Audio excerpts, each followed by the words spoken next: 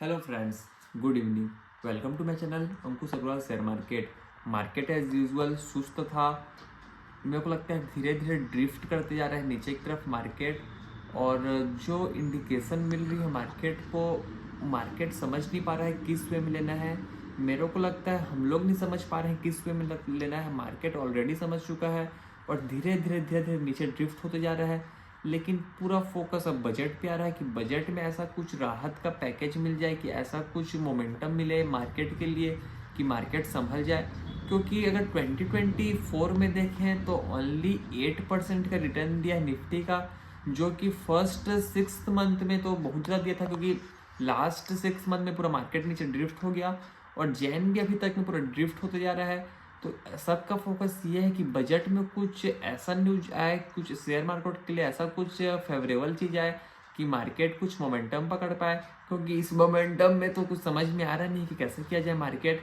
लेकिन for the moment के लिए तो बजट ही एक आस है।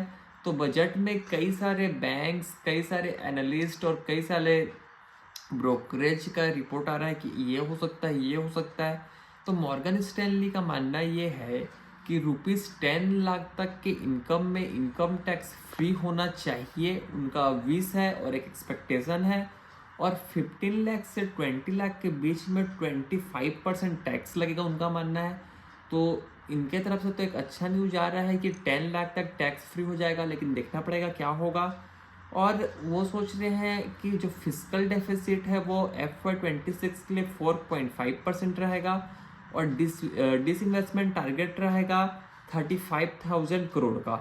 और उनका सोच ये है, उनका जो रिपोर्ट है उसमें ये है कि न्यू जॉब और कैपिटल एक्सपेंडिचर पर फोकस रहेगा और MSME को सपोर्ट मिलेगा। तो इतने सारे सब मांग है, रादर एक्सपेक्टेशन है मॉर्गन स्टैनली को कि बजट में ये हो सकता है।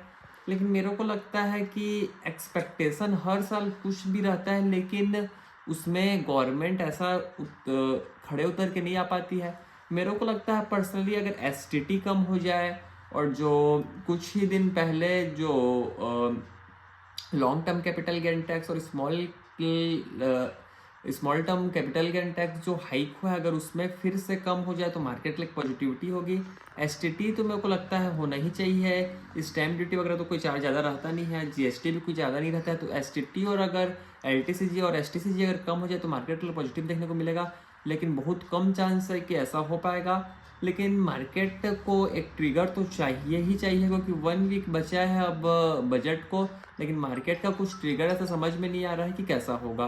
फॉर द मोमेंट के लिए निफ्टी 50 0.48% डाउन रहा, Nifty bank 0.45%, Sensex 0.43%, mid cap 100 1.54% और स्मॉल कैप 100 इंडेक्स 2.35% गिरकर बंद हुआ। तो सोचने की बात यह है कि निफ्टी जितना दिखा रहा है उससे कई गुना ज़्यादा शेयर गिरे हैं। स्मॉल कैप ठीक रिफ्लेक्ट कर रहा है, 2.35% जो गिरावट दिख रहा है। कई सारे स्मॉल कैप शेयर में 10% 20% के लोअर सर्किट भी लगे। तो प्रॉब्लमेटिक सीन देखने को मिल रहा है छोटे में शेयर में। लेकिन देखते हैं कि आगे क्या होता है। NSE में निफ्टी 50 में टॉप एडवांस में 19 शेयर थे, डिक्लाइन में 31 शेयर थे। टॉप गेनर्स में Hindustan Unilever, Britannia, Acer Motors, Grasim और ICICI बैंक थे। और निफ्टी के टॉप यूजर्स में doctor Reddy, Trent, M&M, Adani enterprises और BPCL रखते हैं। यहीं तक रखते हैं, आपसे कल फिर मुलाकात होगी। तब तक के लिए थैंक यू।